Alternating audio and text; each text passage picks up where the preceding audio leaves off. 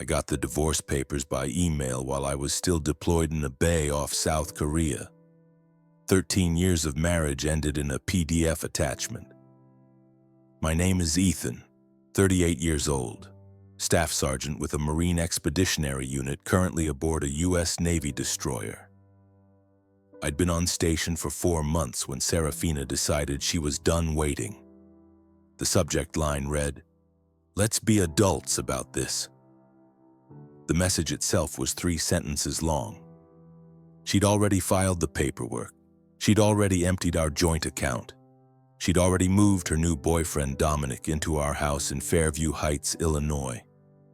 I read the email twice, the words a cold knot in my stomach, a familiar tightening in my chest, a clenching in my jaw. But then the years of discipline kicked in. I closed my laptop, took a shower in the communal stall, and got dressed for my shift. I said nothing to anyone. When I got back to my bunk that night, I replied with one word: understood. That was it. No argument, no begging, no threats.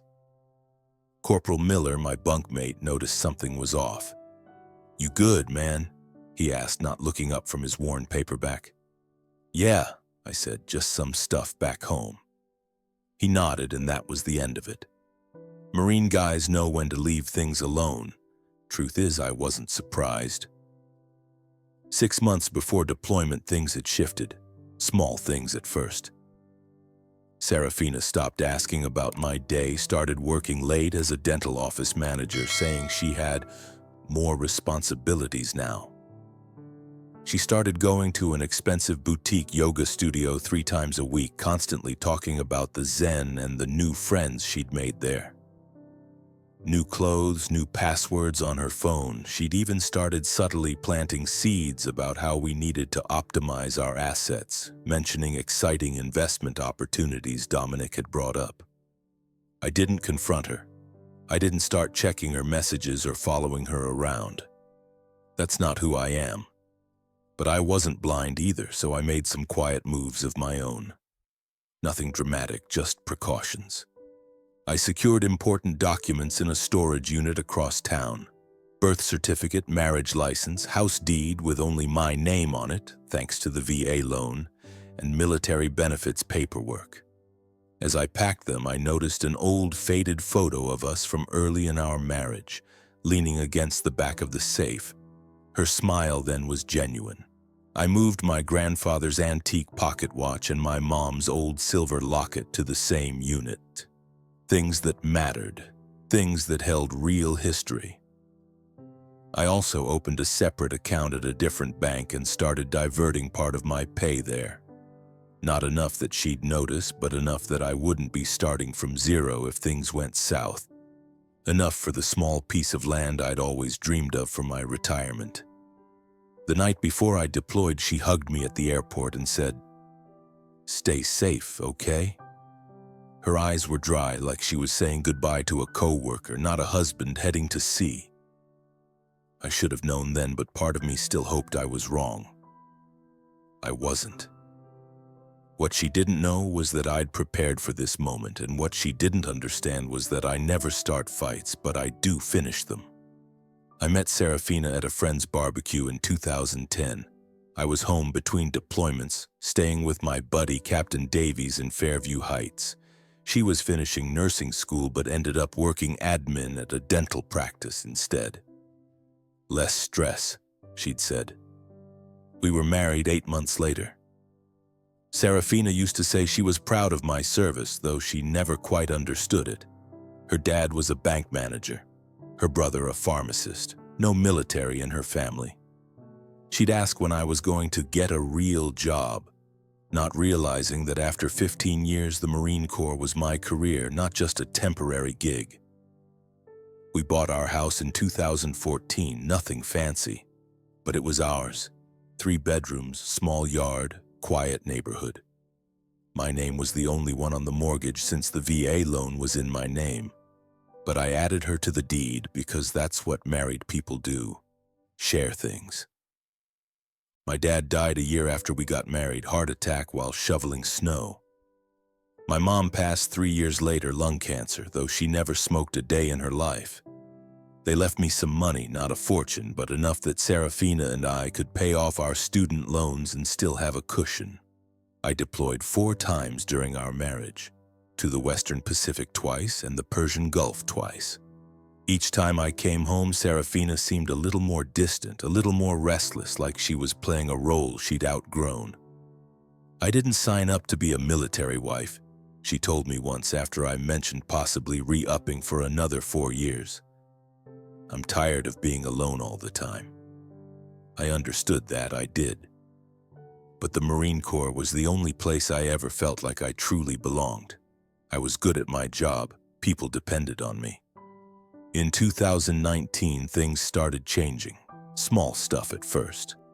Serafina got irritated when I called during her girls' nights, started talking about how her friend Melissa had divorced her husband and was living her best life now. Started making comments about how we didn't really have anything in common anymore. I suggested counseling. She said we were fine, just going through a phase. Then came the late nights at work, the weekends away with friends I'd never met, the new clothes, the gym membership she rarely used. I should have confronted her, but that's not how I handle things, never have. My dad taught me to think before I speak, to be sure before I act. So I watched and I prepared quietly because my gut was telling me something was coming. And in this life, you learn to trust your gut. 2 weeks after getting the divorce email, I was sitting in the mess hall when my phone buzzed. A notification from our bank app. Another withdrawal, $8,500. Almost everything that was left. I set my fork down, the clatter echoing in the quiet mess, and opened the app. The joint account balance was down to $22.37. Our savings, $47,000 we'd built up over years, was gone completely, transferred to an account I didn't recognize. Sergeant Reed, one of the guys from my unit, glanced over. Bad news? I locked my phone. Nah, just some account stuff. That night, I called our bank from the ship's communication center. Turned out Serafina had been moving money for weeks. Small amounts at first, then larger ones. The big transfers started the day after I deployed. I hung up and stood in the passageway for a long time, watching guys laughing, calling their kids, their wives, their parents. Normal life happening all around me while mine was burning down. That's when Corporal Miller found me. Heard from Specialist Chen that you looked like you'd seen a ghost at dinner, he said. What's up? I don't usually share personal stuff, but Miller had pulled me out of a bad situation during a shore leave incident once. I trusted him. My wife emptied our accounts and moved her boyfriend into our house, I said. Sent divorce papers while I was on watch last week. Miller didn't give me the usual "no, I'm sorry," or "that's rough," or "you'll find someone better." He just asked, "What's your plan?" "Not sure yet," I said. He nodded. "Let me know if you need anything." That night I couldn't sleep. I pulled out my laptop and logged into our home security system, something Serafina probably forgot I could access remotely. The cameras showed a strange, souped-up pickup truck in our driveway. Dominic's, no doubt. A man I'd never seen before walking our dog, using my coffee mug, wearing my favorite Seattle Seahawks sweatshirt. And there was Serafina laughing in the kitchen I'd renovated myself during my last leave. She even had a new abstract painting hanging where my framed military commendations used to be. Something shifted inside me. Not anger exactly, something colder. Clearer. I closed the laptop and pulled out my phone, made a list. Call Captain Davies, Marine buddy who became a lawyer. Check the VA loan terms. Contact my first sergeant about emergency leave. Review home refinance documents, something Serafina mentioned casually last year. Check the security on my military pension accounts. I didn't feel sad anymore. I didn't even feel angry. I felt focused, like I was planning a mission. This wasn't about emotion now. This was about strategy. At 0500 before my shift started, I sent an email to Captain Davies with the subject line, "Need legal help, discreet and urgent." His reply came an hour later. "Call me." Secure line only. When I hung up from that call, I knew exactly what I needed to do. I didn't need to yell. I didn't need to threaten. I didn't even need to confront her. I just needed to wait and watch and let her own actions become the trap. 2 months later, I was back on American soil. I didn't tell Serafina I was coming home. Didn't call, didn't text. Just checked into a motel in downtown Fairview Heights under a different name and contacted Captain Davies. We met at a diner 10 miles outside of town. "You look like hell," he said, sliding into the booth. "Feel like it too," I replied. Captain Davies handed me a folder. Everything we discussed, the house deed, loan documents, bank statements, and this. He pulled out a separate paper. "Found something interesting when I was digging into your finances." It was a refinance application with my signature on it, except it wasn't my signature. Not quite. Someone had tried to copy it but missed details. The way the T crossed, the specific slant on the H, it was off. I'd signed too many military forms not to recognize my own handwriting or a bad imitation of it. "Serafina did this?" I asked, though I already knew the answer. Captain Davies nodded. 3 months ago. Used the equity to pull out $30,000. Your signature is required for that since the VA loan is in your name only.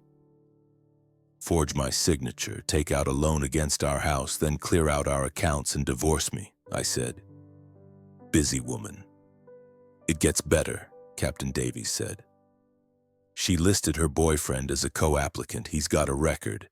2 DUIs and a fraud charge from 2019. I took a deep breath. What are my options? Several, Captain Davies said. But first you need to decide what you want. I thought about it. I want what's legally mine, and I want her to understand consequences. Captain Davies smiled. Then here's what we do. The next day I drove past our house. Dominic's custom pickup was gone, but Serafina's car was in the driveway. I parked down the street and watched for a while.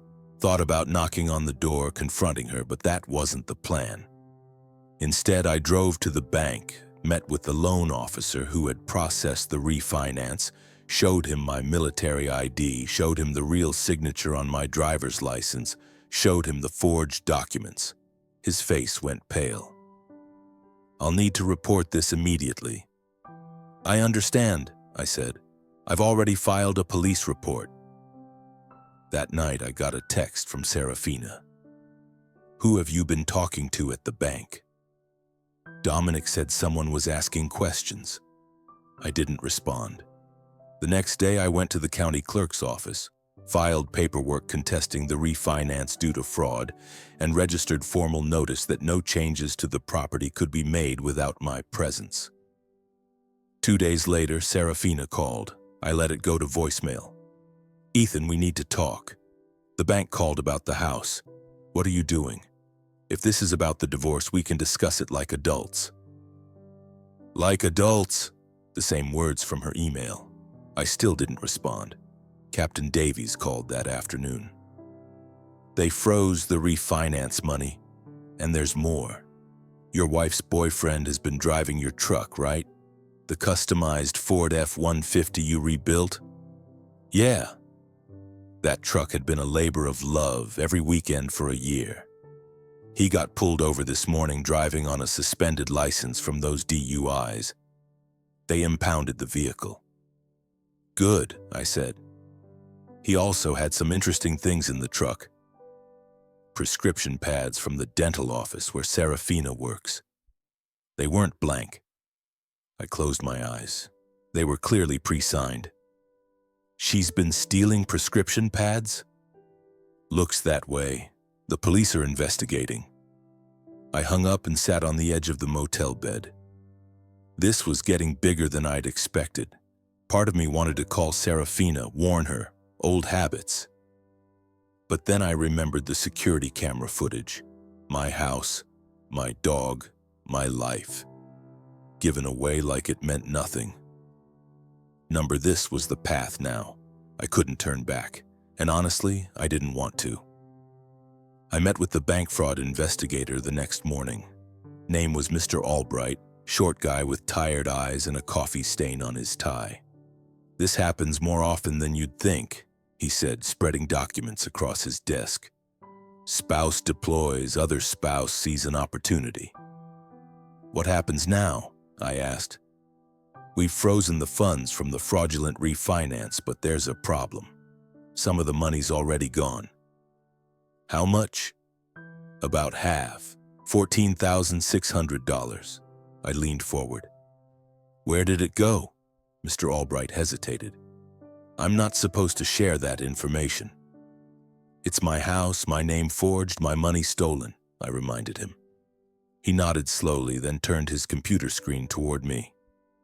"These are the transfers out of the refinance account." I scanned the list. Multiple transfers to someone named Marcus Thorne. Not Dominic. Someone else I'd never heard of. "Who's Marcus Thorne?" I asked. Mr. Albright shrugged. "Not my department, but you should ask your lawyer to subpoena these records." I called Captain Davies as soon as I left the bank. "Marcus Thorne?" he repeated. "Let me run a check." An hour later, he called back. "Got it. Marcus Thorne is a real estate agent, specializes in quick sales, cash deals. He specifically targets properties where the primary earner is deployed, preying on the vulnerability and isolation of military families." "She was planning to sell our house?" I said. The realization hit me like a physical blow. "Looks that way. The deposits were probably earnest money to get him moving on a listing. But here's where it gets interesting. Thorne has done business with Dominic before." "Dominic? Is that your wife's boyfriend?" "Yes, they've closed 3 deals together in the past 2 years." I sat down on a park bench, trying to process this. So this wasn't just Serafina leaving me for some guy. This was what? A planned operation? "Maybe," Captain Davies said carefully. "I did some digging into Dominic. He has a pattern, gets involved with women going through divorce or with deployed spouses. 3 cases I found so far. Each time, the woman's home gets sold well below market value to one of Thorne's clients. Dominic gets a cut, then he moves on. And Serafina? She knew about this. Hard to say. Maybe she's a victim too, or maybe she's in on it." I rubbed my face. This wasn't just about Serafina betraying me anymore. This was something bigger, something calculated. And other military families had been victims. "What do we do?" I asked. "I've already contacted the FBI's Financial Crime Division," Captain Davies said. "This crosses state lines, involves military personnel and VA loans. They're interested." That night I sat in my motel room with a beer, thinking about everything. Wondering if Serafina had been playing me our entire marriage, or if she'd gotten swept up in Dominic's scheme. Wondering if it even mattered. My phone buzzed. Serafina again. "Ethan, please call me. The bank is saying something about fraud and Dominic got arrested for driving your truck. I don't understand what's happening." I stared at the message for a long time. Then I typed, "Who is Marcus Thorne?" 3 dots appeared as she started typing, then stopped. Started again. Stopped. Finally, "I don't know what you're talking about." 14,600, I wrote. Multiple transfers. House listing. No response for 10 minutes. Then, "It's not what you think." I turned off my phone and went to bed. The next morning, Captain Davies called. "FBI wants to meet. They've been investigating Dominic and Thorne for months. You're not the first, but you might be the case that breaks it open." For the first time since getting that divorce email, I felt something close to satisfaction. Not because my marriage was over, but because the truth was finally coming out. I met with the FBI agents at their field office in Fairview Heights, Agent Valdez and Agent O'Malley. They recorded my statement, took copies of all the documents Captain Davies and I had gathered. Your case helps establish a pattern, Agent Valdez explained. Shows intent, organization, makes it a conspiracy rather than isolated incidents. What about Serafina? I asked. My wife, ex-wife. The agents exchanged looks.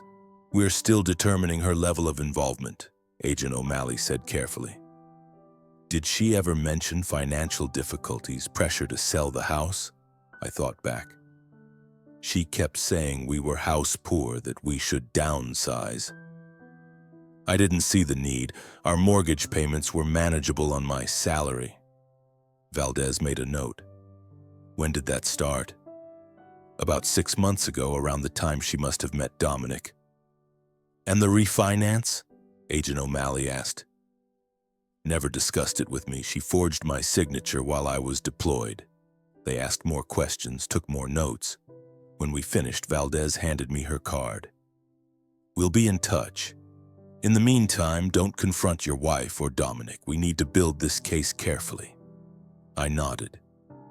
Understood. That evening, I drove to our neighborhood again, parked down the street from our house. Dominic's truck was back. Must have gotten it out of impound.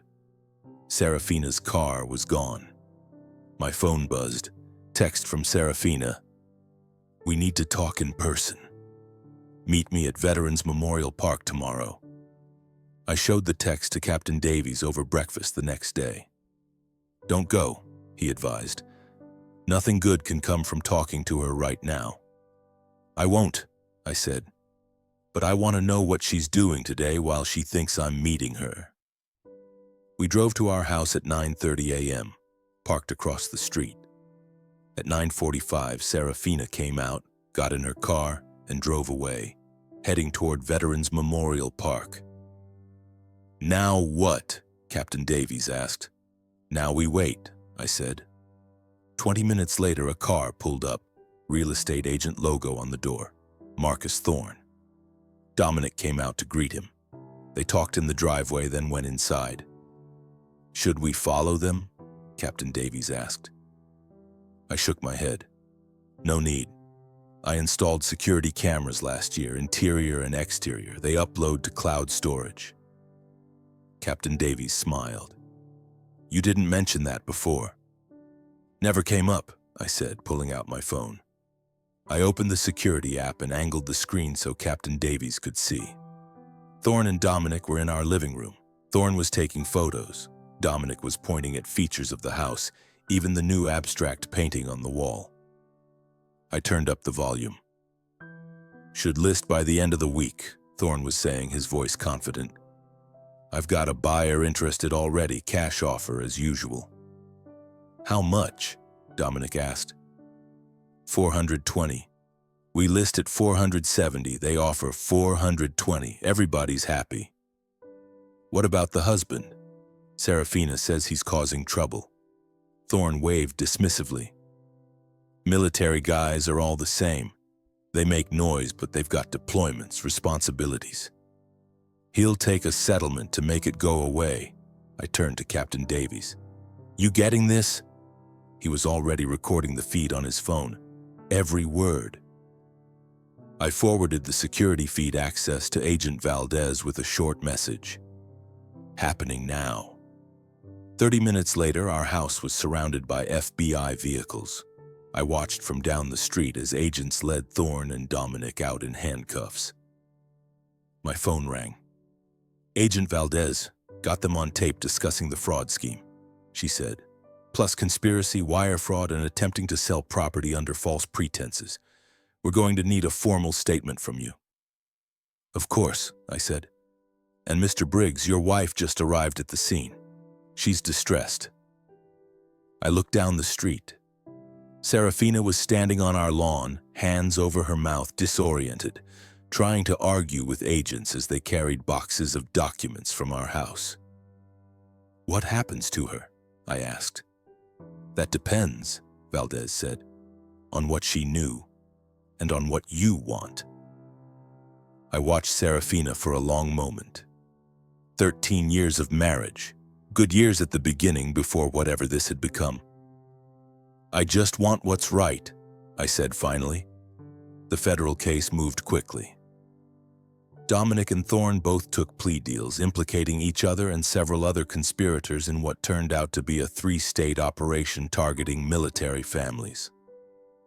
Serafina maintained she knew nothing about the larger scheme, said Dominic had convinced her I was hiding money, planning to leave her with nothing. Said the refinance was his idea, she'd just gone along with it. Maybe that was true, maybe it wasn't. Either way, she agreed to a settlement. Full restitution of the stolen funds, forfeiture of any claim to the house or my military pension. A signed confession about the forgery. In exchange, I didn't press charges.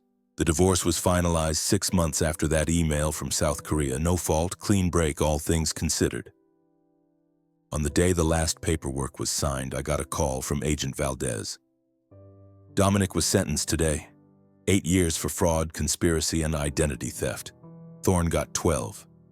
Thought you'd want to know." "Thank you," I said.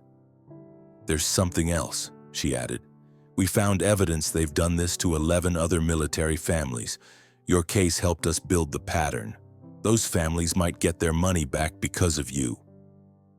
After we hung up, I sat on the porch of my rental apartment watching the sunset, thinking about those other families, other men who deployed thinking their homes and marriages were safe, only to come back to emptiness. I hadn't planned on being the one to bring down Dominic and Thorne's operation. I just wanted what was mine. But sometimes things work out in ways you don't expect. My phone buzzed. Text from Serafina. "I never meant for things to end this way." I didn't respond. There was nothing left to say. A year later, I sold the house. Couldn't stand to live in it anymore. Too many memories, too much betrayal in those walls. I used the money to buy a small rustic cabin outside of Bozeman, Montana. 2 bedrooms, 10 acres of land, a creek running behind it, no neighbors for miles. The mountains rose in the distance, a quiet, reassuring presence. I took early retirement from the Marine Corps. 20 years was enough. I'd given enough. I got a dog, German Shepherd named Scout. Started doing carpentry work for locals, specializing in restoring old furniture and building custom pieces. Nothing fancy, but it kept my hands busy and paid the bills. My military pension covered the rest. Sometimes I thought about Serafina, wondered where she ended up. Captain Davies heard she'd moved back to her hometown in Oregon, working at another dental office. Starting over, I guess. I didn't hate her anymore. Didn't much feel anything about her, to be honest. She'd made her choices, and so had I. One evening, I got a letter from a woman in San Antonio, Texas. Her husband was in the Navy, deployed when Dominic and Thorne tried to run their scheme on her. The FBI had given her my name as part of the case, explaining that my diligence had unearthed the pattern that helped them. "You don't know me," she wrote, "but you saved our home. Thank you for fighting back when it would have been easier to just walk away." I read it twice, then pinned it to my refrigerator. Some days, when the silence got too loud or the memories too sharp, I'd look at that letter and remember that something good had come from all of it. Last I heard, Dominic was still in prison. Thorne, too. The system worked for once. As for me, I was finding my way forward, one quiet day at a time, building something new, something that couldn't be stolen or forged or betrayed, something that was just mine.